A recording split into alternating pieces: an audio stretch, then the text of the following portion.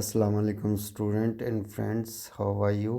मैं हूं मुर्तज़ा मान। मैं आज आपके लिए शायरी की वीडियो का बैकग्राउंड क्रिएट करने के लिए एक ऐप लेके आया हूं जिसका नाम पिक्सआर्ट है।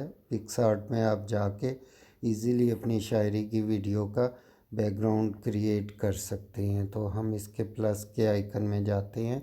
ये जो आपको प्लस का आइकन नज़र आ रहा है, इसमें हम जाके इसको एडिट कर सकते हैं। तो हम प्लस के आइकन में जाते हैं तो ये पेज आपके सामने ओपन हो जाता है।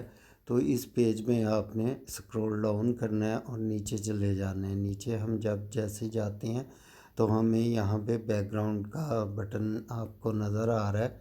इस बैकग्राउंड वाले में चले जाना है और ब्लैक बैकग्राउंड आपने सेलेक्ट कर लेना है। तो मैं ब्लैक बैकग्राउंड सेलेक्ट कर लेता हूँ और फिर हमने टूल्स के अंदर जाना है। टूल्स के अंदर जाने के बाद मैं यहाँ से ये जो टूल्स का बटन आपको नज़र आ रहा है, इस टूल्स के बटन में जाते हैं और यहाँ पे आपको जो है क्रॉप का ऑप्शन नज़र आ रहा है। तो हम इसको सबसे पहले अपने यूट्यूब की वीडियो का साइज़ में क्रॉप कर लेंगे, इस बैकग्राउंड को, ब्लैक बैकग्राउंड को। तो क्रॉप के अंदर जाएंगे तो ये आपको 16:19 का रेशो यहाँ पे नज़र आ रहा है। तो इस रेशो को हम सेलेक्ट कर लेंगे, या जौन सा भी रेशो हमें चाहिए तो हम इसमें सेलेक्ट कर लेंगे।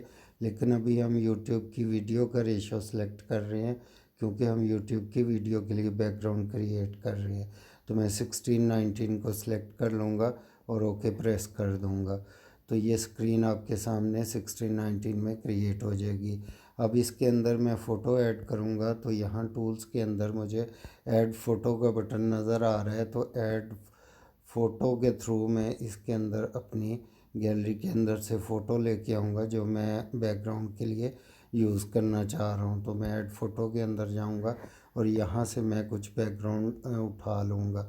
जैसा कि मैं ये वाला बैकग्राउंड यूज़ कर लिया है, इसको मैं लेके ऐड करूँगा और यहाँ पे इसको सेट कर दूँगा। उसके बाद मैं इसका बैकग्राउंड रिमूव करूँगा और बैकग्राउंड रिमूव के लिए इसके अंदर ये वाला आपको बटन नज़र आ रहा है, यहाँ से हम बैकग्राउंड इसका रिमूव करेंगे और इस तरीके से इसका बैकग्राउंड ऑटो रिमूव हो जाएगा।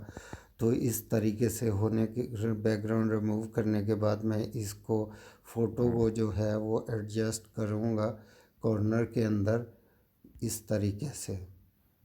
इसको मैं रीसाइज़ कर लूँगा।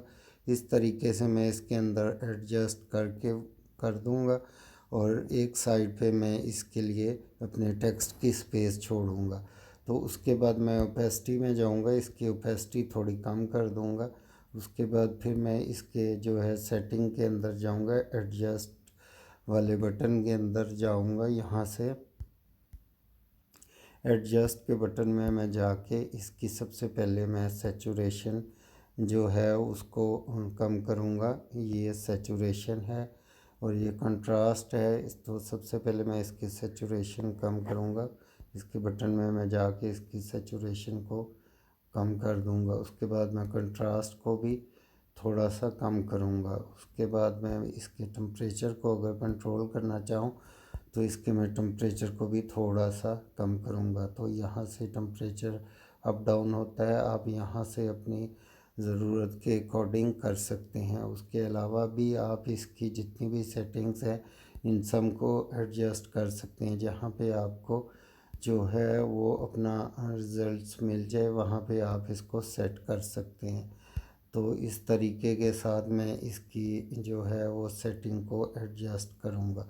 तो ये हमारे सामने इस तरीके से एक बैकग्राउंड जो है क्रिएट हो गई है। इसमें मैं हमने कुछ स्पेस छोड़ दी है, तो उस स्पेस के अंदर हम अपना टेक्स्ट ऐड करेंगे। इसमें इस एरिया में हम अपना टेक्स्ट इजीली ऐड कर सकते हैं इस जगह पे।